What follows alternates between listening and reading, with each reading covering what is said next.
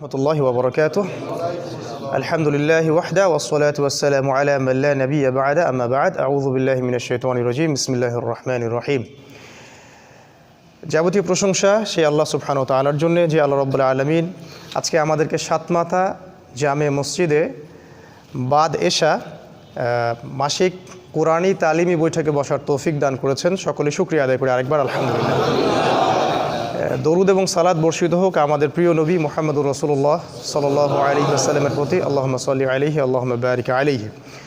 আজকে আমাদের কোরআনী তালিমি বৈঠকের দ্বিতীয় ক্লাস। আজকে আমাদের টপিক হচ্ছে, বিষয় হচ্ছে সূরাতুল ফালাক এবং সূরাতুন নাস। আমরা সরাসরি টপিকে চলে যাচ্ছি। আমরা আপনাদের কাছ থেকে আজকে বেশি সময় নিব না ইনশাআল্লাহ, ঠিক আছে? আর একটু লেকচারটা মনোযোগ দিয়ে শুনতে হবে, কারণ হয়তোবা গতানুগতিক লেকচারের মতো হবে না। লেকচার শেষে আমি আপনাদেরকে প্রশ্ন করব ইনশাআল্লাহ এই টপিকের উপরেই 5টা থেকে 10টা। আল্লাহ রাব্বুল আলামিনের কাছে দোয়া করে নিচ্ছি, আল্লাহ পাক আমাদের সবাইকে কোরআনের আলোয় আলোকিত করুন এবং কোরআন আমাদের জন্য যেন পরকালে সুপারিশ করে নাজাতের মাধ্যম হয়। আল্লাহ পাক যেন কবুল করেন, আল্লাহুম্মা আমিন। প্রথমেই বলে নিই, সূরাতুল ফালাক এবং সূরাতুন নাস পবিত্র কোরআনের 113 এবং 114 নম্বর সূরা। আমরা জানি আল কোরআনুল কারীমে 114টা সূরা আছে। তার সবচেয়ে বড় সূরা সূরাতুল বাকারা, সবচেয়ে ছোট সূরা সূরাতুল কাউসার। আমরা জানি যে সূরাতুল বাকারা এবং সূরা আল ইমরান আমাদের জন্য পরকালে সুপারিশ করবে। রাসূল সাল্লাল্লাহু আলাইহি ওয়াসাল্লাম বলেছেন, যেই ঘরে সূরা বাকারা তিলাওয়াত করা হয় সেখান থেকে শয়তান চলে যায়। তিনি বলেছেন, কিয়ামতের মাঠে সূরা বাকারা এবং সূরা আল ইমরান মেঘের মতো পাঠকারীকে ছায়া দিবে। তিনি আরও বলেছেন, সূরাতুল মুলক, যে ব্যক্তি সূরা মুলক প্রতি রাতে পাঠ করে, আর ইসলামে রাত শুরু হয় সূর্য ডোবার পর থেকে, আমাদের 12টা 31 মতো নয়, এটা পশ্চিমা সভ্যতা থেকে আসছে, যেটা এখন আমাদের কেবলা। তো ওই সূরাতুল মুলক যে ব্যক্তি সূর্য ডোবার পর থেকে নিয়ে ঘুমানোর আগ পর্যন্ত বা রাতের বেলা পাঠ করবে, রাসূল সাল্লাল্লাহু আলাইহি ওয়াসাল্লাম বলেছেন কিয়ামতের দিনে তো সুপারিশ করবেই, এছাড়াও এই সূরা তাকে কবরের আযাব থেকে রক্ষা করবে ইনশাআল্লাহ। এটা বিশাল ব্যাপার, এটা একটা বিশাল অ্যামেজিং ব্যাপার। তিনি আরও বলেছেন সূরা ইখলাস সম্পর্কে, যে 3 বার যদি সূরা ইখলাস কেউ পাঠ করে সে ব্যক্তি 1 খতম কোরআনের নেকি পাবে ইনশাআল্লাহ। তিনি বলেছেন সূরাতুল ইখলাস হলো কোরআনের 1/3 3 ভাগের 1 ভাগ।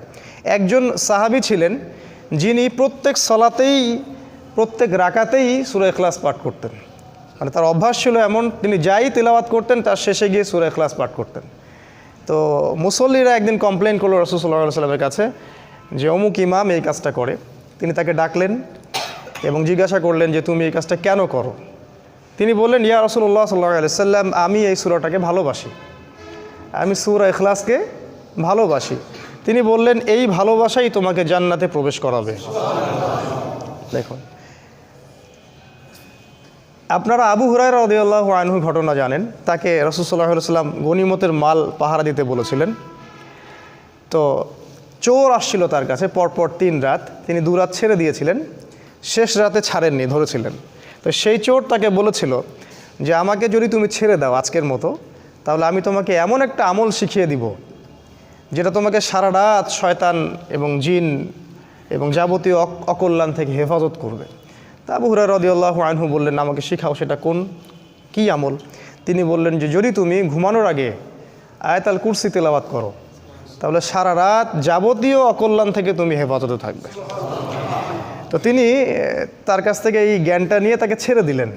পরের দিন সকালে রাসূল সাল্লাল্লাহু আলাইহি ওয়াসাল্লাম বললেন যে তোমার গত রাতের চোরের কি খবর? কারণ আল্লাহ পাক তো তাকে আগেই জানিয়ে দিয়েছেন ওহির মাধ্যমে। তো তিনি বললেন, ইয়া রাসূলুল্লাহ, এরকম ঘটনা ঘটছিল, আমি তো ছেড়ে দিছি আর কি, সে তো আমাকে একটা আমল শিখাই দিছে। তখন তিনি বললেন যে তোমাকে আমলটা শিখিয়ে দিয়েছে সে ছিল ইবলিস, কিন্তু সে বরাবরই মিথ্যা বলে, এই কথাটা সে সত্য বলেছে। তার মানে ইবলিসের কাছ থেকেও খায়ের নেওয়া যায় যদি সেটা রাসূল সাল্লাল্লাহু আলাইহি ওয়াসাল্লাম এবং আল্লাহর বিধানের অনুকূলে হয়, ঠিক আছে? আর আমরা এখন সত্য বা ভালোটা নিতে চাই না। সত্য বা ভালো যার মাঝেই আছে নিতে হবে, ভালোটুকু নিতে হবে, আর খারাপ তো সবার মাঝেই আছে, সেটাকে ছাড়লে ভালো হয়।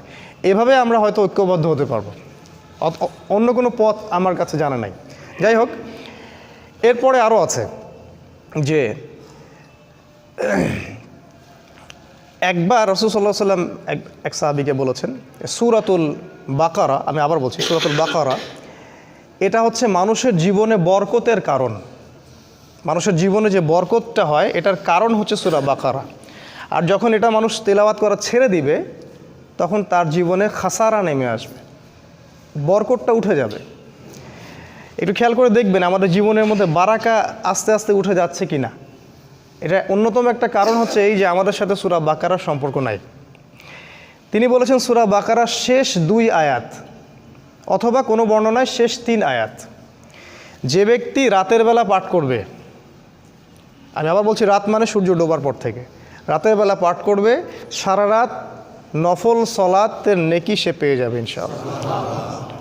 এটা আলী রাদিয়াল্লাহু আনহু একবার বলছিলেন যে কোনো জ্ঞানী ব্যক্তি যার বিবেক আছে তার পক্ষে সম্ভবই না যে রাতের বেলা সে সূরা বাকারার শেষ 2 আয়াত পাঠ করবে না। কারণ মাত্র 2টা আয়াত পাঠ করলে আপনি সারা রাত নফল ইবাদতের নেকি পাচ্ছেন। শুধু তাই নয়, যাবতীয় দৃশ্য অদৃশ্যের অকল্যাণ থেকেও এটা আপনাকে হেফাজত করবে ইনশাআল্লাহ। আরেকবার তিনি বলেছেন সাল্লাল্লাহু আলাইহি ওয়াসাল্লাম যে ব্যক্তি ফরজ সালাতের পরে, আমরা তো ফরজ নামাজের পরে ইমাম সাহেবের অপেক্ষায় বসে থাকি, তিনি বলেছেন যে ব্যক্তি ফরজ সালাতের পর বিসমিল্লাহির রহমানির রহিম পরে আয়াতুল কুরসি তেলাওয়াত করবেন, আল্লাহু লা ইলাহা ইল্লা হুয়াল হাইয়ুল কাইয়ুম, এখান থেকে সূরা বাকারার 255 নম্বর আয়াতটা আয়াতুল কুরসি, তাই না? এইটা যদি পড়ে কেউ, রাসূল সাল্লাল্লাহু আলাইহি ওয়াসাল্লাম বলেছেন মৃত্যু ছাড়া তার জান্নাতে প্রবেশ করার কোনো বাধা নাই। সেই ব্যক্তি মারা গেলে জান্নাতে চলে যাবে ইনশাআল্লাহ। এই যে ফজিলতপূর্ণ ব্যাপারগুলো আছে সবগুলো কোরআনের সাথে সম্পর্কিত, এগুলো বললেই একটা লেকচার শেষ হয়ে যাবে আর কি। তো আমাদের সূরার দিকে আসি, এরকম প্রতিটা সূরার ক্ষেত্রেই আছে কম বেশি। সূরাতুল ফালাক আর নাসকে বলা হয় মুআউইজাতাইন, শব্দটা একটু কঠিন। মুআউইজাতাইন মানে আশ্রয়ে প্রার্থনার 2টা সূরা, আশ্রয় প্রার্থনার 2টা সূরা। আজকে সূরাটাকে আপনাদেরকে অন্যভাবে শেখাবো ইনশাআল্লাহ। আমি বলেছি এটা 113 এবং 114 নম্বর সূরা। এই সূরাটা মাক্কি, মাক্কি সূরা বোঝেন? যে সূরাগুলো মক্কায় নাজিল হয়েছে হিজরতের আগে, আর যেগুলো মদিনায় নাজিল হয়েছে সেগুলো হলো মাদানী সূরা। মাক্কি সূরাতে কিছু জিনিস কমন থাকে, কমনগুলো হচ্ছে এখানে তাওহীদ, রিসালাত, পরকাল, মৃত্যু, কবর, পুনরুত্থান, এই বিষয়গুলোর আলোচনা বেশি আসছে মাক্কি সূরায়। কারণ শুরুর দিকে তো সবাই অমুসলিম, তাদেরকে আগে না আল্লাহর দিকে নিয়ে আসতে হবে, তারপরে না বিধান প্রয়োগ করবেন, তাই না? বোমা মেরে কি আর ইসলাম কায়েম হয়? আগে মানুষের ভিতরটা তো সংশোধন করতে হবে। এই হলো পদ্ধতি। রাসূল সাল্লাল্লাহু আলাইহি ওয়াসাল্লাম মক্কায় ছিলেন 13 বছর। 13 বছর, এই 13 বছরে যতগুলো সূরা নাজিল হয়েছে সবগুলোকে বলা হয় মাক্কি সূরা। আর হিজরত করার পরে যে সূরাগুলো সেগুলো হলো মাদানী সূরা। মাক্কি সূরার সংখ্যা কত কেউ কি বলতে পারবেন? 86টা, মাশাআল্লাহ। আর মাদানী সূরার সংখ্যা 28টা, মাশাআল্লাহ। এই হলো 114 সূরা। তো এই সূরাতুল ফালাক আর নাস, যেটা আজকে আমাদের আলোচনার টপিক, এটার একটা শানে নজুল আছে। শানে নজুল মানে হচ্ছে নাজিল হওয়ার প্রেক্ষাপট, নাজিল হওয়ার প্রেক্ষাপট। প্রত্যেকটা মনে রাখবেন, প্রত্যেকটা সূরা, প্রত্যেকটা আয়াত এর নাজিল হওয়ার পিছনে কোনো না কোনো ঘটনা আছে। শুধু তাই নয়, যে হাদিসগুলো আমরা জানি এই হাদিসগুলোরও শানে নজুল আছে, এই হাদিসগুলোরও শানে নজুল আছে। তো এখানে আপনাকে খেয়াল রাখতে হবে যে আয়াত বা যে সূরা আপনি পড়ছেন তার পিছনের ঘটনাটা কি, কোন প্রেক্ষাপটে এই আয়াত বা এই সূরাটা নাজিল হয়েছে। যদি আপনি এই পুরো গল্পটা না বোঝেন তাহলে কোরআনের আয়াত দিয়েও আপনি বিভ্রান্ত হতে পারেন। যেমন অনেক ভাই আমাদের জিহাদের আয়াত শুনে কিন্তু বিভ্রান্ত হয়ে যাচ্ছে। আবার অনেক ভাই আছেন যারা হাদিসের কোন হাদিস কোথায় প্রয়োগ করতে হয় সেটার জ্ঞান হারিয়ে ফেলছেন। এখন দেখা যাচ্ছে গরুর মাথা ছাগলের লেজে আর ছাগলের মাথা গরুর লেজে লাগিয়ে দেওয়া হচ্ছে, ঠিক আছে? এটা সমস্যা। তো এই জন্য শানে নজুল জানার দরকার আছে। সূরা ফালাক আর নাসের শানে নজুল হচ্ছে এই যে একবার রাসূল সাল্লাল্লাহু আলাইহি ওয়াসাল্লামকে জাদু করা হয়েছিল। মারাত্মক ব্যাপার, আমাদের নবীকে জাদু করা হয়েছিল। জাদু সত্য, রাসূল সাল্লাল্লাহু আলাইহি ওয়াসাল্লাম জাদুগ্রস্ত নিজেই হয়েছিলেন, ঠিক আছে?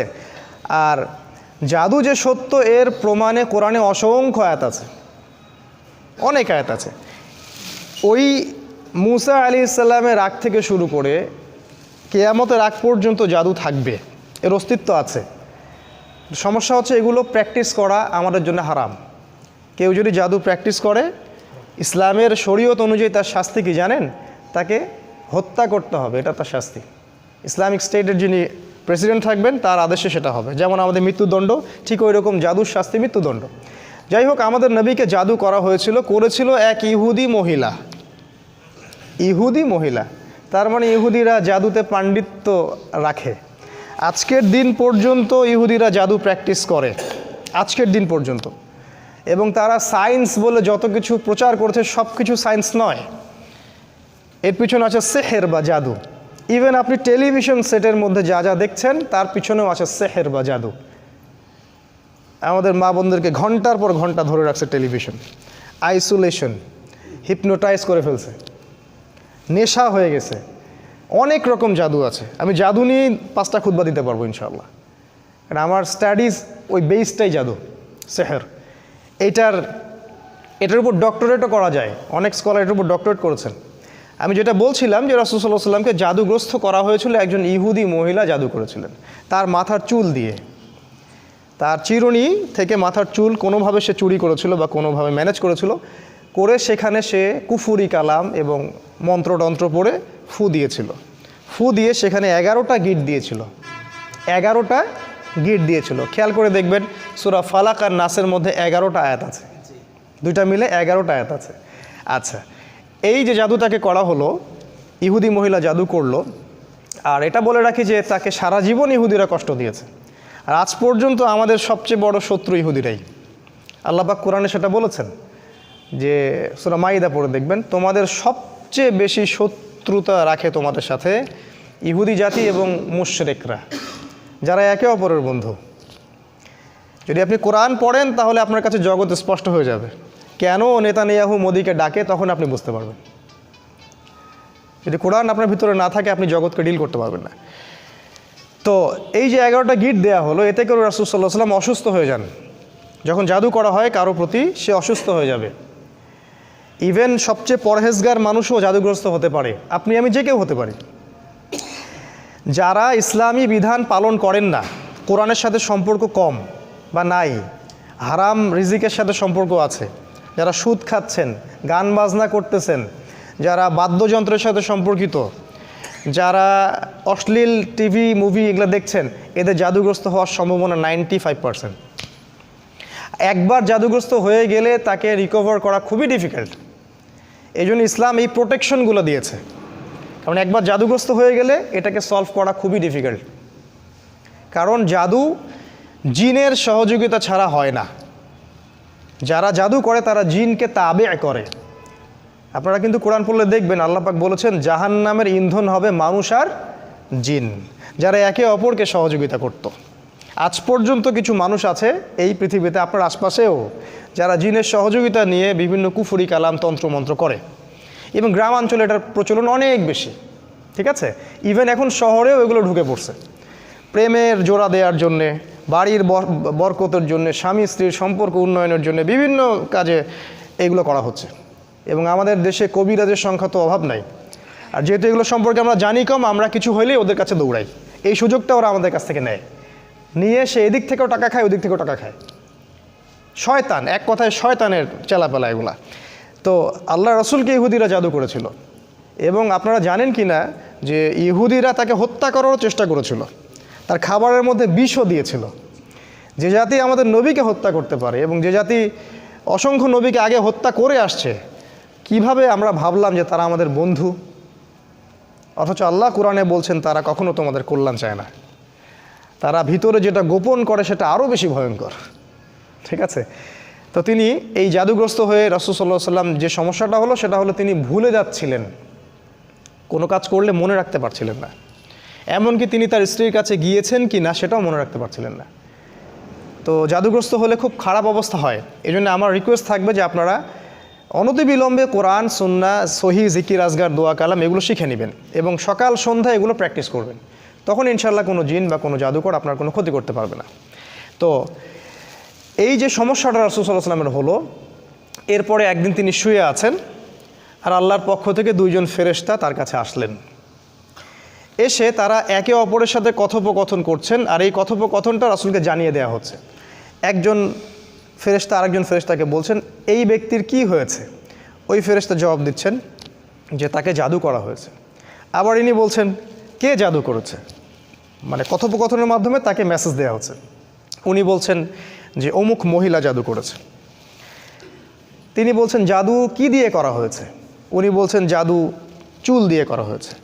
ইনি বলছেন জাদু উপকরণ কোথায় আছে, উনি বলছেন জাদুর উপকরণ অমুক কুয়ার নিচে আছে, অমুক কুয়ার নিচে আছে। এবার তিনি মেসেজ পাইলেন যে জাদুর উপকরণ আসলে কোথায় আছে। এই মেসেজ তো আর আমরা পাবো না কেউ জাদুগ্রস্ত হয়ে গেলে, তখন জিনকে সামনে হাজির করায় কথা বলতে হয়, তারপরে সে উপকরণ বলে দেয়। এই ট্রিটমেন্টটা খুবই ভয়ঙ্কর, আপনারা যদি দেখে থাকেন তাহলে দেখবেন ভয় পেয়ে যাবেন। যাই হোক, তো রাসূল সাল্লাল্লাহু আলাইহি ওয়াসাল্লামকে মেসেজ দেওয়া হলো যে জাদুর উপকরণ ওই কূপের নিচে আছে।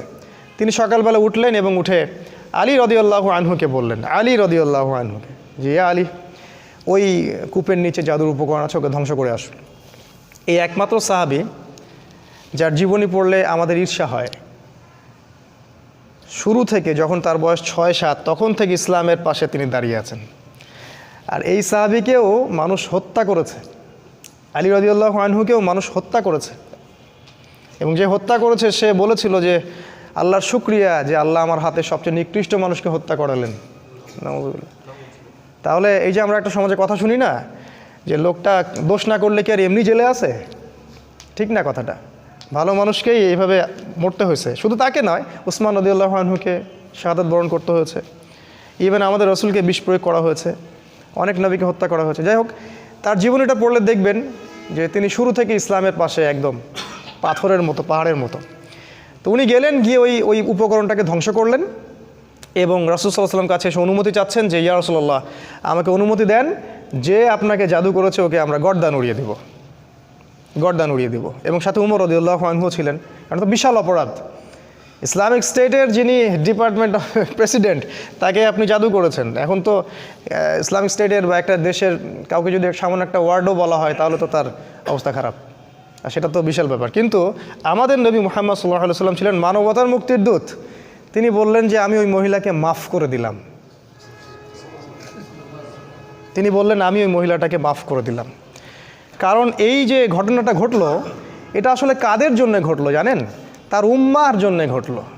এই ঘটনাটার মধ্য দিয়ে আল্লাহ পাক আমাদেরকে 2টা সূরা দিলেন যাতে কিয়ামত পর্যন্ত মানুষ এই সব সমস্যা থেকে বেঁচে থাকতে পারে। এটা আল্লাহর হিকমা, প্রজ্ঞা। আল্লাহ পাক ইউসুফ আলাইহিস সালামকে জেল খাটাইছেন, খাটান নাই? ইউসুফ আলাইহিস সালামের ওই জেলে যাওয়ার বদৌলতে লক্ষ লক্ষ মানুষ দুর্ভিক্ষ থেকে বেঁচে গেছে, বেঁচে যায় নাই? এই হলো আল্লাহর হিকমা। মাঝে মাঝে যে বিপদগুলো আমাদের হয় এর পিছনে কোনো না কোনো কল্যাণ, খায়ের থাকে যেটা আমরা বুঝতে পারি না। রাসূল সাল্লাল্লাহু আলাইহি ওয়াসাল্লাম তাকে মাফ করে দিলেন এবং তখন সূরা ফালাক এবং নাস নাজিল হলো একসাথে নাজিল হলো এবং তিনি তিলাওয়াত করছিলেন একটা একটা করে আয়াত, আর ওই একটা একটা করে গিট খুলে যাচ্ছিল। ঠিক আছে, এই হলো এর শানে নজুল বা নাজিলের প্রেক্ষাপট। এবার আসেন এর ফজিলত 2টা বলি। সূরা নাস এবং ফালাকের স্পেশাল কিছু ফজিলত আছে। যেমন একটা হলো, যে ব্যক্তি, একটু মনোযোগ দিয়ে শুনবেন, যে ব্যক্তি সূরা ফালাক, সূরা নাস এবং সূরা ইখলাস এই 3টা সূরা সকালে এবং সন্ধ্যায় 3বার করে পড়বে, যদি সকালে পড়ে সন্ধ্যা পর্যন্ত যাবতীয় হঠাৎ বিপদ থেকে বেঁচে থাকবে। হঠাৎ বিপদ, ধাপাস করে কোনো বিপদে পড়বে না ইনশাআল্লাহ। আপনি খেয়াল করে দেখবেন সব পরিবারে যাচ্ছে মাইক্রো নিয়ে বিয়ে খাইতে, ডেট, স্পট ডেট, তাই না? হঠাৎ করে দেখবেন সকালে ঠিক মতো আসছে, হঠাৎ স্ট্রোক নাই। হঠাৎ বিপদ ইনশাল্লাহ সে পড়বে না। যে ব্যক্তি সকালে 3বার করে সূরা ফালাক, সূরা নাস, সূরা ইখলাস পড়বে। আর বিশ্বাস করেন এই কাজগুলো আমাদের চাচাদের বয়সী যারা আছেন ওনাদেরকে শেখাতে হয় না, আমাদেরকেই শেখাতে হয়, তাদেরকে শেখাতে হয় না, তারা এগুলো আগেই থেকে জানেন। আবার যে ব্যক্তি সন্ধ্যাবেলা সূরা ফালাক, সূরা নাস এবং ইখলাস 3বার করে পড়বে, সারা রাত যাবতীয় ক্ষতি থেকে সে বেঁচে থাকবে ইনশাআল্লাহ। এই হলো একটা বড় ফজিলত। তাহলে আমরা ইনশাআল্লাহ আজকে থেকে, বরং এখন থেকেই 3বার করে সূরা ফালাক, নাস, ইখলাস প্রতিদিন পড়ার অভ্যাস করবো ইনশাআল্লাহ। এটা একটা আমল। দ্বিতীয় একটা ফজিলত হচ্ছে, ঘুমানোর পূর্বে যখন বিছানায় যাবেন, অনেকগুলো সুন্নাহ আছে, বিছানা ঝেড়ে নিতে হবে, লাইটস অফ করা, প্রয়োজনে পারলে ওযু করবেন, আয়াতুল কুরসি পড়বেন, তাসবিহ তাহলিল করবেন, পারলে সূরা মুলক পড়বেন। যদি কিছুই করতে না পারেন কমপক্ষে সূরা ফালাক, সূরা নাস আর সূরা ইখলাস 3বার করে পড়বেন। সিস্টেমটা আমি দেখাই দিচ্ছি, যে প্রথমে হাত সামনে নিয়ে বিসমিল্লাহির রহমানির রহিম পড়ে সূরাতুল ইখলাস আবার বিসমিল্লাহ বলে সূরাতুল ফালাক, আবার বিসমিল্লাহ বলে সূরাতুন নাস, একবার করে পড়লেন, পড়ে এভাবে ফু দিবেন, দিয়ে মাথা থেকে নিয়ে যতদূর পর্যন্ত পারেন এভাবে মাসেহ করবেন একবার, তারপরে আবার একবার, তারপরে আবার একবার, মোট 3 বার। 3 বার কেন, এটা আমি এখন এসে বুঝতে পারছি কেন 3 বার, স্টুডেন্ট লাইফে বুঝতে পারি নাই। আসলে কোরআন এবং সুন্নাহর এত জ্ঞানের সমুদ্র, যেখানে আমরা হাবুডুবু খাচ্ছি, আসলে কোনো কুলকিনরাও খুঁজে পাচ্ছি না যে আসলে কি সলিউশন দিব। তাই যতই জানি ততই মনে হয় যে আমি কিছুই জানি না। একটা হাদিস সেদিন আমরা জানলাম, সেটা হলো যখন মানুষ ঘুমায় তখন শয়তান চলে আসে কাছে, মানে সবার সাথে একটা করে শয়তান আছে, ওই শয়তান চলে আসে, ওর নাম হচ্ছে কারিন, ওর নাম হচ্ছে কারিন, যেটা কোরআনে আছে। সে এসে এই যে আমাদের গর্দান আছে, এই গর্দানের মধ্যে 3টা গিট দেয়, 3টা গিট দেয়, এবং প্রতিটা গিটের সাথে সে বলে তোমার সামনে দীর্ঘ রাত, তুমি ঘুমাও, তোমার সামনে দীর্ঘ রাত, তুমি ঘুমাও, তোমার সামনে দীর্ঘ রাত, তুমি ঘুমাও, আরামে ঘুমাও।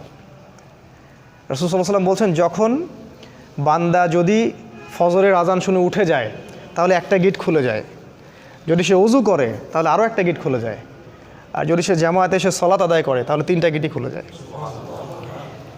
আর যদি এই 3টা কাজ আমরা না করি, সকাল 8টা 9টা 10টায় উঠি, তাহলে 3টা গিট নিয়েই সকাল করবে সে। তাহলে চিন্তা করেন তার সারা দিনটা কেমন যাবে। আর হয়তো এই কারণেই রাসূল সাল্লাল্লাহু আলাইহি ওয়াসাল্লাম 3 বার করে মাসাহ করেছেন, যাতে করে শয়তানের প্রভাবটা কম হয়। এটা একটা রিজন, এটা একটা ফজিলত। আর আমি যে কথাগুলো বলছি, এই যে ফু দিয়ে মাসাহ করা, আবার গিটের কথা, আমাদের মডার্ন সো কল্ড এই যে ওয়েস্টার্ন সিভিলাইজেশন এবং সায়েন্স এগুলোকে অস্বীকার করে, এবং এই কথাগুলো আমাদের স্কুল কলেজের প্রফেসররা শুনলে হাসবে। আপনারা ডিসাইড করবেন যে আপনারা কোরআনকে ফলো করবেন নাকি ওয়ান আইট পিপলদেরকে ফলো করবেন। তবে হ্যাঁ, এটাও বলি, যদি আজকে বা আগামীকাল আমরা দেখি যে ডিসকভারি চ্যানেল বা ন্যাশনাল জিওগ্রাফি তারা বলছে যে আমরা নতুন একটা তথ্য পাইছি, কি সেই তথ্য, মানুষ যখন ঘুমায় তখন এই হয়, এটা হয়, সেটা হয়, একজন সত্তা এসে গিট দেয়, হ্যাঁ, তারপরে আরেকটা কি জানি বললাম, এই যে যখন মানুষ ভালো কোনো কালাম পড়ে ফু দেয় তখন শরীর ভালো ফিল করে, একটা নাম দিয়ে দিল কঠিন একটা মেডিকেল সায়েন্সের কোনো নাম, তখন মানুষ ঠিকই বিশ্বাস করবে, অবশ্যই বিশ্বাস করবে। কিন্তু এখন এটা মানুষ অনেকেই বিশ্বাস করে না। এটাকে বলা হয় তাদের ইবাদত করা। মানে তারা যদি বলে যে অমুক গ্যালাক্সির দূরে একটা গ্রহের সন্ধান পাওয়া গেছে, যে গ্রহটা হীরা দিয়ে তৈরি, যেখানে সোনার গাছ আছে, হ্যাঁ, সেখানে অন্য গ্রহের কিছু প্রাণী আছে, সবাই এক বাক্যে বিশ্বাস করবে। আমি চ্যালেঞ্জ করলাম, এক বাক্যে বিশ্বাস করবে পরের দিন। কিন্তু আল্লাহ কোরআনে বলছেন যে অমুক জান্নাত রেডি রাখছে, যেটা হীরা দিয়ে তৈরি, সোনা দিয়ে তৈরি, এখানে এটা আছে, সেটা আছে। এরা বলবে এটা তো অলিক গাল গল্প বলতেছে, এটা তো ব্যাকডেটেড কোরআন, আনসিভিলাইজড পিপলদের কাজ। তো এতে ধোকায় পড়বেন না, এটা দাজ্জাল, যেটা আপনাদেরকে ওয়ান আইড বানাচ্ছে, এক চোখা বানাচ্ছে। তাদের দৌড় এখন পর্যন্ত ওই পর্যন্ত যায়নি যেটা আল্লাহ রাব্বুল আলামিন 1400 বছর আগেই নাজিল করেছেন। এই ইয়াকিনটা না থাকলে ঈমান শেক করবে।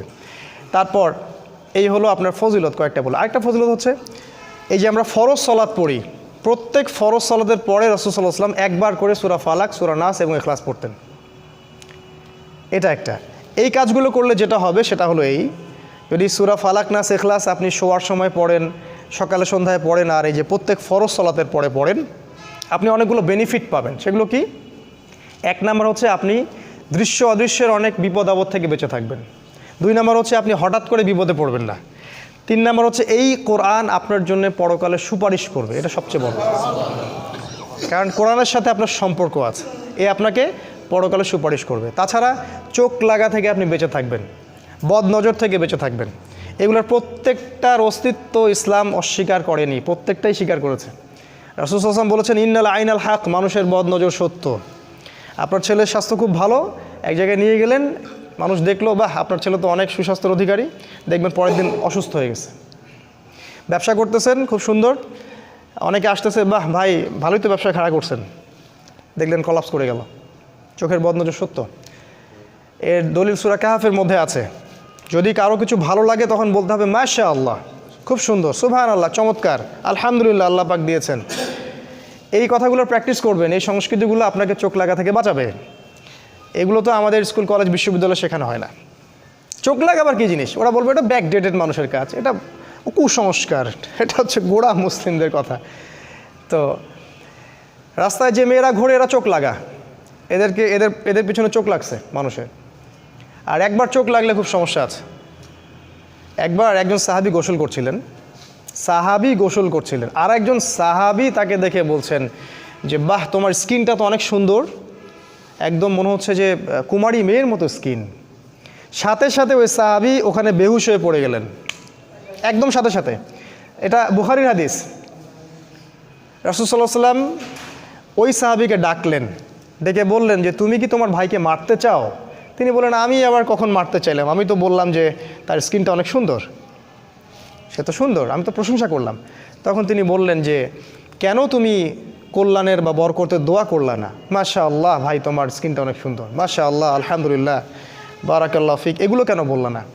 তখন ওই সাহাবীকে গোসল দেয়া হলো এবং ওই গোসলের পানি দিয়ে এই সাহাবীকে গোসল দেয়া হলো, তারপরে ইনি সুস্থ হলেন। তখন রাসূল বলেছেন ইন্নাল আইনাল হক, চোখের বন্ধ যে সত্য। তো যাই হোক, এই হলো সূরা ফালাক নাসের কিছু ফজিলত, অনেক ফজিলত, এটা সব বলে শেষ করা যাবে না। এখন আমরা আসছি শুধুমাত্র এর শাব্দিক অর্থগুলো আপনাদেরকে একটু শেয়ার করে শেষ করবো ইনশাআল্লাহ। সূরা ফালাক আর নাস একসাথে আমি আগে অনুবাদ করে দিচ্ছি আপনাকে। বিসমিল্লাহির রহমানির রহিম। আল্লাহ পাক বলেছেন কুল, সবাই আমি জানি মুখস্থ আছে। কুল মানে হচ্ছে বলুন। আউযু, আউযু মানে আমি আশ্রয় প্রার্থনা করছি। আউযু মানে আমি আশ্রয় প্রার্থনা করছি। আর নাউযু মানে আমরা আশ্রয় প্রার্থনা করছি। যখন আপনি বলেন আউযু বিল্লাহ, এটা এক বচনে, আর যদি বলেন নাউযু বিল্লাহ, এটা বহু বচনে। ঠিক আছে, ভালো কথা। অ্যারাবিক গ্রামার শিখবেন টুকটাক, না হলে কী হবে জানেন? না হলে যেটা হয়, আমি একটা মসজিদে দেখেছি যে একজন ইমাম আছেন, মাশাআল্লাহ, আল্লাহ পাক তাকে নেখায়াত দারাজ করুক, তিনি প্রতিদিন নিজের জন্য দোয়া করেন আর মুসল্লি আমিন আমিন বলে। তিনি প্রতিদিন নিজের জন্য দোয়া করেন, সব এক বচনে তার জন্যই দোয়া করেন। আল্লাহ, হে আল্লাহ আমাকে বার্ধক্য থেকে বাঁচাও, হে আল্লাহ আমাকে কবরের আযাব থেকে বাঁচাও, হে আল্লাহ আমাকে রিজিকে বরকত দাও, আর সবাই আমিন আমিন বলে উঠে চলে যায়। তাহলে তাদের দোয়ার কি হইল?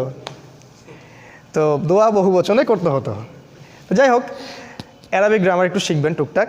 কুল মানে বলুন, আউযু মানে আমি আশ্রয় প্রার্থনা করছি, বিরব্বিল ফালাক, বিরব্বিল ফালাক, বিরব্বি মানে রবের কাছে বা রবের নিকটে, আর ফালাক মানে হচ্ছে সকাল বা প্রভাত বা উষা। এ আয়াতের সরল অর্থ হলো বলুন, হে নবী আপনি বলুন যে আমি সকালের রবের কাছে আশ্রয় প্রার্থনা করছি। এটা প্রথম আয়াত। তারপরে হলো মিন শাররি মা খালাক। মিন মানে হতে, আর শার মানে হচ্ছে ক্ষতি। শারুন মানে ক্ষতি বা অনিষ্ট বা অকল্যাণ। মা খালাকা মানে যা কিছু তিনি সৃষ্টি করেছেন। আল্লাহ পাক যত কিছু সৃষ্টি করেছেন, সমস্ত সৃষ্টির ক্ষতি থেকে আমি আল্লাহর বা সকালের রবের আশ্রয় প্রার্থনা করছি। সমস্ত সৃষ্টি পড়ে গেল এখানে, এক কথায় সব শেষ। আর আল্লাহ নিজে এবং তার কালাম কোরআন, আল্লাহ নিজে এবং তার কালাম কোরআন বাদ দিয়ে সবই তো তার সৃষ্টি। আল্লাহ নিজে এবং তার কালাম কোরআন বাদ দিয়ে সব কিছুই তার সৃষ্টি। তো এই সমস্ত সৃষ্টির কোনো না কোনো অকল্যাণও আছে। এই অকল্যাণগুলো থেকে আমি হে আল্লাহ আপনার আশ্রয় প্রার্থনা করছি, সকালের রবের আশ্রয় প্রার্থনা করছি। তারপরে 3 নম্বর আয়াতে আসেন, ওয়ামিন শাররি গাসিকিন ইযা ওয়াকাব। ওয়া মানে এবং, মিন শাররি মানে ক্ষতি থেকে, গাসিক মানে হচ্ছে রাত, গাসিক মানে রাত, এই যে রাত, ইযা ওয়াকাবা মানে যখন সেটা গভীর হয়, মানে গভীর রাতের অনিষ্ট থেকে বা ক্ষতি থেকে আমি আল্লাহর আশ্রয় প্রার্থনা করছি। তার মানে গভীর রাতের মধ্যে ক্ষতি আছে, যেটা আমাদের আজকের 31st নাইটের কনসার্ট যারা করবে ওরা বুঝবে না। তো এই হলো 3 নম্বর আয়াত। 4 নম্বর আয়াত আসেন, তারপর কি ওয়ামিন শাররিন নাফাসাতি ফিল উকদ। এটা ডেঞ্জারাস আয়াত। ওয়া মানে এবং, মিন শাররি মানে ক্ষতি থেকে। এই যে নাফাসাত, এই শব্দের অর্থ হচ্ছে জাদু করিনি মহিলারা, যত মহিলারা জাদু করে।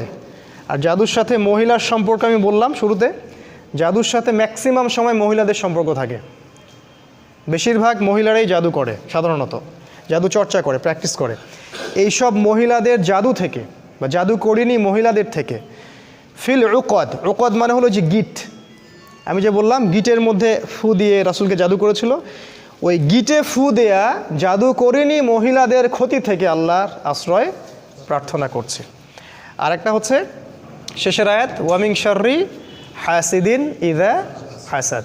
ওয়ামিং শাররি আগের মতো এবং ক্ষতি থেকে, হাসিদ মানে হচ্ছে হিংসুক, হাসিদ মানে হিংসুক, ইদা হাসাদা যখন সে হিংসা করে। তাহলে এর আয়াতের অর্থ হচ্ছে হিংসুকের অনিষ্ট থেকে আল্লাহর আশ্রয় চাচ্ছি যখন সে হিংসা করে। এই হলো সূরাতুল ফালাকের সরল অর্থ। আবার বলছি, ভালো করে শোনেন। হে নবী, আপনি বলুন, আমি আশ্রয় প্রার্থনা করছি সকালের রবের কাছে, তিনি যা কিছু সৃষ্টি করেছেন সব কিছুর ক্ষতি থেকে, স্পেশালি রাতের ক্ষতি থেকে যখন সেটা গভীর হয়, এবং জাদুকরিনী নারীদের ক্ষতি থেকে যারা ওই যে গিটে ফুৎকার দেয়, আর হিংসুকের হিংসা থেকে যখন সে হিংসা করে। এই হলো সূরাতুল ফালাক।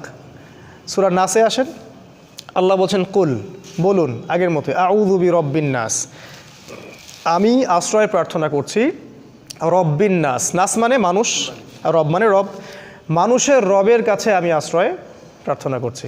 মালিকিন নাস, মানুষের মালিকের কাছে আশ্রয় প্রার্থনা করছি। ইলাহিন নাস, মানুষের ইলাহের কাছে আশ্রয় প্রার্থনা করছি। কি থেকে? মিন শাররিল ওয়াসওয়াসিল খান্নাস। মিন শাররি মানে যে ক্ষতি থেকে, ওয়াসওয়াস মানে হলো কুমন্ত্রণা দেয়া, ওয়াসওয়াসা দেয়া, ওয়াসওয়াসা যেগুলো আমাদের হৃদয়ের ভিতরে আসে।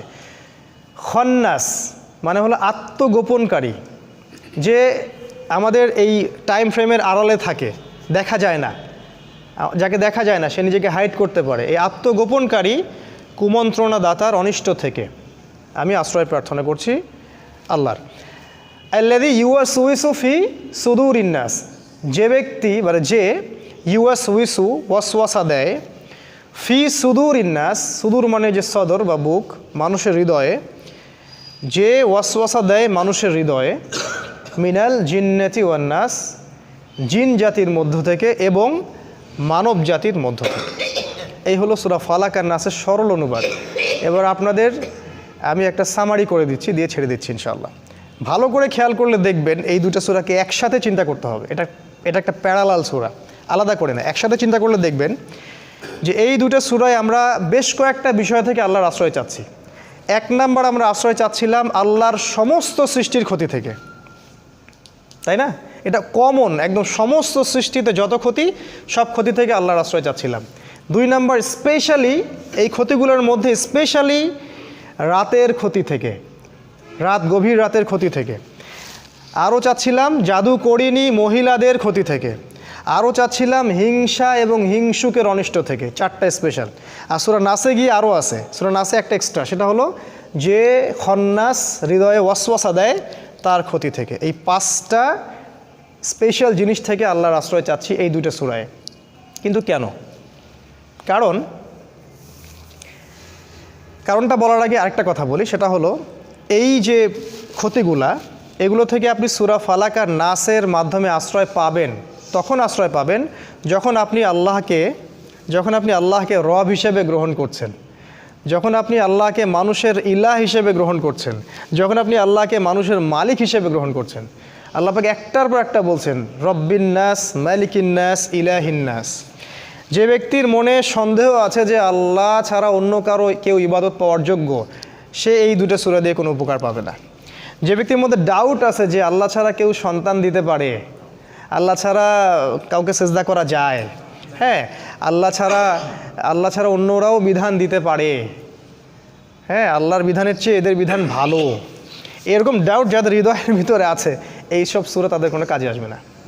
এগুলো আগে তাওহীদ আগে প্রতিষ্ঠা করা, যে আল্লাহ রব, তিনি মালিক, আল্লাহই রব প্রতিপালক, তিনি আবার মালিক, যার হুকুম চলে, অন্য কারো হুকুম চলে না। তিনি হচ্ছেন ইলাহ, যিনি উপাসনার যোগ্য, অন্য কেউ উপাসনার যোগ্য নয়। এগুলোর তাওহীদ যার স্ট্রং ভিতরে, তারপরে আপনি এই পাঁচটা বিষয় থেকে আল্লাহর আশ্রয় চাচ্ছেন। ঠিক আছে? এই হলো সূরা ফালাকের সরল অর্থ। একটা প্রশ্ন শেষ করে দেই, সেটা হলো যে এই পাঁচটা বিষয় স্পেশালি কেন? কারণ জগতে অনেক ক্ষতি আছে। আল্লাহ আগেই বললেন যে তার সমস্ত সৃষ্টির ক্ষতি থেকে আশ্রয় চাচ্ছি, কিন্তু কিছু কিছু ক্ষতি স্পেশাল, যেগুলো আমাদের সাধ্যের বাইরে। আপনার সামনে যদি শত্রু থাকে আপনি দেখতে পারবেন, আর কিছু কিছু জিনিস আছে যেগুলো অদৃশ্য, আপনি দেখতে পারবেন না। সেই দেখার মতো চোখে আমাদের ক্ষমতা দেয়া হয়নি। আল্লাহ রসুল বলেছেন কুকুরেরা শয়তানকে দেখতে পারে, কুকুর শয়তানকে দেখতে পারে।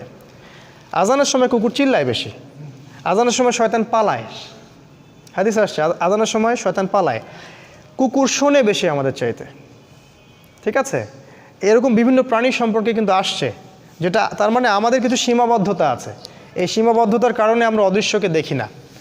তো এই জন্যে এই যে অদৃশ্যের গায়েবের বিষয়গুলা সব ক্ষতির চাইতেও স্পেশালি বলেছেন হিংসা, হিংসুক, স্পেশালি বলেছেন রাতের অনিষ্ট, রাতের গভীরতা, স্পেশালি বলেছেন জাদুকরিনী নারীরা, আর হৃদয়ের মধ্যে ওয়াসওয়াসা দেয় যে শয়তান খান্নাস, এগুলো আমরা দেখতে পারি না কোনোটাই। আর যেটা আমরা দেখতে পারি না সেই শত্রুর সাথে আমি কিভাবে লড়তে পারি, এটা আমার পক্ষে সম্ভব না। তাহলে কে আমার হয়ে লড়বে? যে দৃশ্য অদৃশ্য সব দেখতে পারে, যে দৃশ্য অদৃশ্য সব দেখতে পারে। এই জন্যই এই দুটো সূরাকে বলা হয় মুআউইজাতাইন বা আশ্রয় প্রার্থনার দুইটা স্পেশাল সূরা। আর যেদিন থেকে এই সূরা নাজিল হয়েছে সেদিন থেকে রাসূল সাল্লাল্লাহু আলাইহি ওয়াসাল্লাম আগের সব দোয়াই ছেড়ে দিয়েছিলেন। আগে তিনি আশ্রয় চাওয়ার জন্য অনেকগুলো দোয়া পড়তেন, সব দোয়া ছেড়ে দিয়ে তিনি সূরা ফালাক আর নাসের প্রতি আমল করা শুরু করলেন, এবং এই সূরা দুটার মধ্যে সব কিছুই চলে আসছে। আপনারা চিন্তা করেন, আজকে হয়তো অনেক লম্বা হয়ে যাবে, এই জন্য আমি আর ডিটেলস ব্রিফে গেলাম না, শুধু কয়েকটা পয়েন্ট বলে আমি শেষ করছি। সেটা হলো যে রাতের বেলা ক্ষতি আছে, একটু ভালো করে শোনেন, আমি 5 থেকে 10 মিনিটের মধ্যে শেষ করে দেবো ইনশাআল্লাহ। রাতের বেলা কিছু ক্ষতি আছে। আপনাদের বাচ্চাদেরকে কখনো সন্ধ্যার পরে বাইরে যেতে দিবেন না। রাসূল বলেছেন সন্ধ্যার সময় বাচ্চাদেরকে ঘরের ভিতরে রাখবে, কারণ সন্ধ্যায় সময়ে জিন জাতি বের হয় যাদেরকে তোমরা দেখো না, এবং তারা আমাদের কখনো কল্যাণ চায় না। বেশিরভাগ জিনই দুষ্ট প্রকৃতির, তারা কিন্তু চ্যালেঞ্জ করছে আল্লাহকে যে এদেরকে আমি জাহান্নামে নিয়ে যাবই। একটা বার যদি জিন কাউকে আক্রমণ করে ফেলে তাহলে তাকে সলভ করা অনেক ডিফিকাল্ট আছে, আমি বারবার বলছি। তো সন্ধ্যাবেলায় খেয়াল রাখবেন বাচ্চারা যেন বাইরে না যায়। আর এখানে এই সূরা রাতের কথা আসছে, গভীর রাতে রাসূল সাল্লাল্লাহু আলাইহি ওয়াসাল্লাম বাইরে ঘোরাফেরা করতে নিষেধ করছেন। তিনি বলেছেন গভীর রাতে এমন অনেক মাখলুক আকাশে এবং জমিনের মাঝখানে থাকে যাদেরকে তোমরা দেখতে পারো না। তাই গভীর রাতে আমরা যদি বাইরে যেন না যাই আর কি। আসলে আমাদের সিস্টেম চেঞ্জ হয়ে গেছে তো, আর রাত এখন দিনের জায়গায়, দিন রাতের জায়গায়, এই জন্য এগুলো আমরা কেয়ার করি না, কিন্তু সমস্যাগুলো কিন্তু ঠিকই হচ্ছে। তারপরে আরও ব্যাপার আছে, সেটা হলো যে আমাদের সন্তানদেরকে এবং পরিবার পরিজনদেরকে সবসময় ঝাড়ফুঁক করবেন। ঝাড়ফুঁক মানে আমি তাবিজ ঝুলানো বুঝাইনি, আমি বুঝিয়েছি যে সূরা ফালাক, নাস, আয়াতুল কুরসি, সূরা বাকারা এগুলো পড়ে পড়ে ফু দিবেন। আর যারা পড়তে জানেন না তারা অডিও টেপ শুনতে পারেন, অডিও টেপ রেকর্ডিং বাসায় ছেড়ে দিবেন, ওখান থেকে দেখবেন শয়তান ইনশাল্লাহ চলে যাবে। আপনি যদি কোরআন পড়তেও না জানেন, আমার কাইন্ডলি রিকোয়েস্ট হচ্ছে কোরআন শুনবেন। কোরআন এমন একটা কিতাব, শুনতে শুনতে ওই বইয়ের প্রতি আপনার ভালোবাসা তৈরি হয়ে যাবে। একসময় আপনি ইনশাল্লাহ পড়তেও বসবেন ইনশাআল্লাহ। কোরআনের সাথে সম্পর্ক তৈরি করুন ইনশাআল্লাহ। আরও কিছু আমি টিপস দিতে যাচ্ছিলাম, সেটা হলো জাদু। এটা থেকে সেফ থাকার জন্য সকাল এবং সন্ধ্যায় অনেক আমল আছে। ফজরের পরে, মাগরিবের পরে আমলগুলো ছাড়বেন না। প্রিয় সম্মানিত ভাইয়েরা, আমার চাচার বয়সী যারা আছেন সবাইকে বলছি যে এই আমলগুলো কখনো ছাড়বেন না। যদি ছেড়ে দেন, আমি নিজের জীবন থেকে বলছি, যদি একটা দিনও আপনি আমলে গাফেলতি করেন সেই দিনই কোনো না কোনো অ্যাক্সিডেন্ট হতে পারে, সেই দিনই হতে পারে। সো সকালে সন্ধ্যায় যে জিকির আজগারগুলো আছে সেগুলো দিকে একটু বেশি শক্তিশালী হতে হবে। যেমন কমন কিছু আয়াতুল কুরসি আছে, সূরা বাকারার শেষ 2 আয়াত আছে, সূরা হাশরের শেষ 3 আয়াত আছে না, তারপরে ওই যে তাসবিহ তাহলিল আছে, সুবহানাল্লাহ, আলহামদুলিল্লাহ। দোয়া যদি হিসাব করেন 50টা পার হয়ে যাবে। আমি কিছু দোয়ার বইয়ের নামও সাজেস্ট করছি, যেমন আইনে রসুল একটা দোয়ার বই আছে, অথবা হিসনুল মুসলিম সবচেয়ে বেস্ট একটা দোয়ার বই, হিসনুল মুসলিম কিনতে পারেন। হানাফি মাযহাবের একটা অনেক ভালো বই আছে, সেটা হলো হিসনে হাসিন, সেই বইটা আমার বাসাতেও আছে, ওইটাও ফলো করতে পারেন। তারপরে রুকিয়া একটা বই আছে, সেটাও ফলো করতে পারেন। তারপরে সহি দোয়া ঝাড়ফুঁক একটা বই আসছে মদিনা থেকে, সেটাও ফলো করতে পারেন। অনেক বই আছে, এই বইগুলো কালেক্ট করবেন এবং সকাল সন্ধ্যার দোয়াগুলো পড়বেন, তাহলে ওই জাদু এবং চোখ লাগা, বদনজর, জিনগ্রস্ততা এগুলো থেকে ইনশাল্লাহ আপনারা সেফ থাকবেন। আর একটা ক্ষতি বলছিলাম যে মহিলা, খুব সাবধান, জাদুকরীর মহিলা, কবিরাজ, এদের থেকে খুব সাবধান। রাসূল বলেছেন যদি কোনো ব্যক্তি কোনো গণকের কাছে যায়, গিয়ে খালি বলে যে দেখেন তো আমার ভবিষ্যৎটা, এগুলো হচ্ছে না আমাদের দেশে, টিয়া পাখি নিয়ে রাস্তায় বসে থাকে না, আপনাদের মনে হয় এই মসজিদের সামনেও বসেছিল একদিন। তো রাসূল বলছেন যদি সে যায় খালি জিজ্ঞাসা করে যে দেখেন তো আমার ভাগ্যে কি আছে, সে বিশ্বাস করে না, খালি জিজ্ঞাসা করেছে, তার 40 দিনের সালাত বাতিল বলার সাথে সাথেই। আর যদি গণক যা বলেছে ওইটা যদি সে বিশ্বাস করে, ইয়াকিন করে নেয় যে হ্যাঁ আমার ভালো হবে, চাকরি বাকরি শুনতে, রাসূল সাল্লাল্লাহু আলাইহি ওয়াসাল্লাম বলছেন তার নাম এই যে কোরআন অস্বীকারীদের খাতায় লিখে দেওয়া হবে। তাহলে এই হাদিসগুলো আমাদের বেশি চর্চার দরকার ছিল। দুর্ভাগ্যজনক এগুলো আমরা জানিও কম, আমলও কম। এই জন্য আমাদের দেশে দেখবেন এগুলোর প্রচলনটা অনেক বেশি। তো এগুলো থেকে সাবধান। আরেকটা বিষয় শেষ করছি, সেটা হলো যে হিংসা আর হিংসুক, এটা খুব মারাত্মক। রাসূল বলছেন যে হিংসা করে, মানে আপনি জাস্ট হিংসা করছেন, তাহলে আপনার আমল নামার যে নেকিগুলো আছে এগুলো পুড়ে যাবে, নাউজুবিল্লাহ। রাসূল বলেছেন যে হিংসা করে, হিংসা তার নেক আমলগুলোকে খেয়ে ফেলে, ঠিক যেমন করে আগুন কাঠকে খেয়ে ফেলে, ঠিক এইভাবে নেক আমলকে হিংসা খেয়ে ফেলে। সো আমরা হিংসা থেকে দূরে থাকব। হিংসা আর ঈর্ষা কিন্তু এক জিনিস নয়। হিংসা হচ্ছে যে তোকে আল্লাহ যা দিয়েছে সেটা ধ্বংস হয়ে যাক, খারাপ নেগেটিভ জিনিস চিন্তা করা। আর ঈর্ষা হচ্ছে যে আমিও যদি ওই লোকটার মতো আল্লাহর পথে দান করতে পারতাম, আমিও যদি ওই লোকটার মতো আল্লাহর পথে মানুষকে দাওয়াত দিতে পারতাম বা ভালো কিছু বলতে পারতাম, আমি কোরআনে জ্ঞান পাইতাম, এগুলো ঈর্ষা জায়েজ। আল্লাহ রাসূল বলছেন দুইজন ব্যক্তির ক্ষেত্রে ঈর্ষা জায়েজ, যাকে আল্লাহ সম্পদ দিয়েছেন এবং সে দিন রাত আল্লাহর পথে খরচ করে, এই ব্যক্তিকে দেখে ঈর্ষা করা জায়েজ, যে আল্লাহ আমাকে দিলে আমিও ইনশাল্লাহ করতাম। আরেক ব্যক্তিকে দেখে জায়েজ, সে ব্যক্তির কাছে জ্ঞান আছে, কোরআন সুন্নাহর জ্ঞান আছে এবং সেই জ্ঞান দিয়ে সে মানুষকে ভালো কিছু শেখায়, এটা তার জন্য ঈর্ষা করা জায়েজ।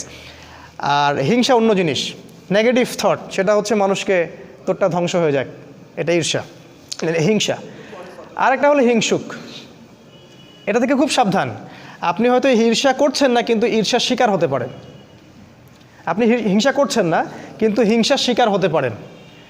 আর বিশ্বাস করেন আমার কথা, এটা ইসলাম বিরোধীদের মধ্যেও যেমন আছে, ইসলামপন্থীদের মধ্যেও তেমন আছে। হিংসার ছড়াছড়ি, ভিতর থেকে সবাইকে নিজের ভাই বলে বিশ্বাসই করতে পারতেছে না কেউ। হিংসা আছে, এটা আপনি তো দেখতে পাচ্ছেন না। তো এটা থেকে প্রোটেকশন কি করবেন, কি পদ্ধতিতে আপনি এটা থেকে প্রোটেকশন করবেন? যাদের নাই তো আলহামদুলিল্লাহ, তাদের তো কলবুন সালিম, তার হৃদয় তো অনেক প্রশান্ত। যেমন একজন সাহাবী সম্পর্কে রাসূল বলেছেন ওই সাহাবী জান্নাতে যাবে, তাকে ইনভেস্টিগেট করে দেখা গেল সে তেমন কোনো আমলই করে না, খালি ফরজ ওয়াজিবের উপর আমল করে। তিনি তাকে ডাকলেন যে তুমি কি এমন আমল করো? আরেকজন সাহাবী তাকে জিজ্ঞেস করলেন তুমি কি এমন আমল করো? রাসূল বলেছেন তুমি জান্নাতে যাবে। তিনি বলেছেন যে আমি আসলে ভাই এত তো আমল করি না, যা ফরজ ওয়াজিব আপনারা করেন সেটাই করি। আমি রাত্রে যখন ঘুমাই সবাইকে মাফ করে দিয়ে ঘুমাই। তো চাচা যদি এটা এরকম হতে পারেন তো আলহামদুলিল্লাহ, আল্লাহ পাক তৌফিক দান করুন, সহজ করুন। কিন্তু যদি কেউ আপনার উপরে হিংসা করে, আপনি কি করবেন? আপনি তো বুঝতে পারবেন না। প্রোটেকশন হচ্ছে এই সূরা ফালাক। আপনি দিনরাত সূরা ফালাক পড়েন, হিংসুকের হিংসা থেকে ইনশাল্লাহ বেঁচে থাকবেন। আর লাস্ট যেটা, সেটা হলো ওয়াসওয়াসা।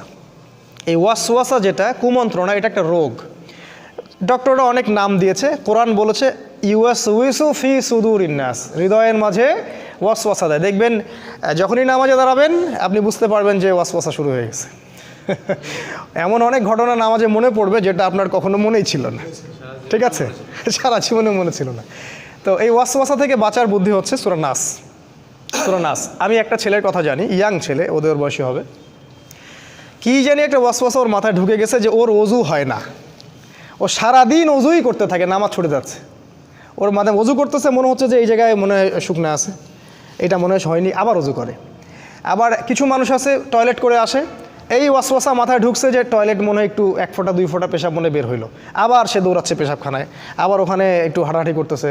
মানে ওর মাথায় ঢুকে গেছে যে কিছু না কিছু বের হচ্ছে। এগুলো শয়তানি ওয়াসওয়াসা। ওয়াসওয়াসা, আপনি ব্যাপারগুলোকে নর্মালি নিতে হবে, কিন্তু নর্মালি নিতে পারবেন তখনই যখন সূরা ফালাক নাসের উপর আমল করবেন, ঠিক আছে? এগুলো ওয়াসওয়াসা। আরও ওয়াসওয়াসা আছে, যেমন আমাদের হৃদয়ের মধ্যে অনেক সময় অনেক চিন্তা আসে, এগুলো কমন, এটা নিয়ে আপনি উদ্বিগ্ন হবেন না। রাসূলের কাছে সাহাবীরা বলেছিলেন যে আমাদের মাঝে এমন অনেক চিন্তা আসে যেগুলো প্রকাশ হওয়াটা আমরা কষ্টকর মনে করি। রাসূল বলেছেন এটা হচ্ছে ঈমানের লক্ষণ, এটা ঈমানের লক্ষণ। যখন এরকম কোনো ওয়াসওয়াসা আসবে আপনি বলবেন আমানতু বিল্লাহি ওয়া রাসূলিহি, আমানতু বিল্লাহি ওয়া রাসূলিহি। এই হলো সূরা ফালাক নাসের সংক্ষিপ্ত আজকের আলোচনা। অনেক আলোচনা করার ছিল, যেহেতু আপনাদের ধৈর্যচ্যুতি হবে, শেষ একটা হাদিস বলে আমি শেষ করছি। সেটা হলো যে রাসূল সাল্লাল্লাহু আলাইহি ওয়াসাল্লাম বলেছেন যে আল কোরআন হুজ্জাতুন লাকা আও আলাইকা। এই হাদিসটা যদি মনে রাখি আমাদের যথেষ্ট। তিনি বলেছেন এই কোরআন, অর্থাৎ এই কোরআন কিয়ামতের মাঠে তোমার পক্ষে অথবা বিপক্ষে আল্লাহর কাছে বিচার দিবে বা সাক্ষী দিবে, হয় পক্ষে না হলে বিপক্ষে। তাহলে এখন আমরা ঠান্ডা মাথায় ভাবি যে কি করলে কোরআন আমাদের পক্ষে সাক্ষী দিবে আর কি করলে আমাদের বিপক্ষে সাক্ষী দিবে। আর বিশ্বাস করেন, কোরআন যার বিপক্ষে সাক্ষী দিবে তার নাজাতের কোনো পথ নাই। আরেকটা হাদিস রাসূল সাল্লাল্লাহু আলাইহি ওয়াসাল্লাম বলেছেন, ইন্নাল্লাহা ইয়ারফাউ বিহাদাল কিতাবি আকওয়ামান, আল্লাহ পাক বহু সম্প্রদায়কে এই বইয়ের দ্বারাই উন্নত করেন, মর্যাদামণ্ডিত করেন। ওয়া ইয়াদাউ বিল আখরিন, আর অসংখ্য সম্প্রদায়কে আল্লাহ পাক এই বই না মানার কারণেই অপদস্থ করেন। আল্লাহ পাক আমাদের সবাইকে কোরআনের কাছে ফিরে আসার তৌফিক দান করুন, আমাদেরকে এই ধারাবাহিকভাবে কোরআন শেখার আল্লাহ পাক তৌফিক দান করুন। আল্লাহ পাক কোরআনের মাধ্যমে আমাদের হায়াতের রিজিকে বারাকা দান করুন, আমাদেরকে দৃশ্য অদৃশ্যের সমস্ত বিপদ আপদ থেকে আল্লাহ পাক বাঁচিয়ে রাখুন। আমাদের বাচ্চা এবং নেক্সট প্রজন্মদেরকে আমরা যেন কোরআনের আলোয় আলোকিত করতে পারি এবং ওদেরকে শেখাতে পারি, সেই তৌফিক আল্লাহ পাক দান করুন। নিয়মিত কোরআন তেলাওয়াতের তৌফিক দান করুন এবং আল্লাহ পাক আমাদের হালাল রুজিকের পথ করে দিন। সূরা ফালাক এবং নাসের উপর আমল করার তৌফিক আল্লাহ পাক দান করুন। সবাই একটু দোয়া পড়ি। সুবহানাকা আল্লাহুম্মা ওয়া বিহামদিকা নাশহাদু আল্লা ইলাহা ইল্লা আনতা নাস্তাগফিরুকা ওয়া নাতুবু ইলাইক। আসসালামু আলাইকুম ওয়া রাহমাতুল্লাহ। যদি আপনাদের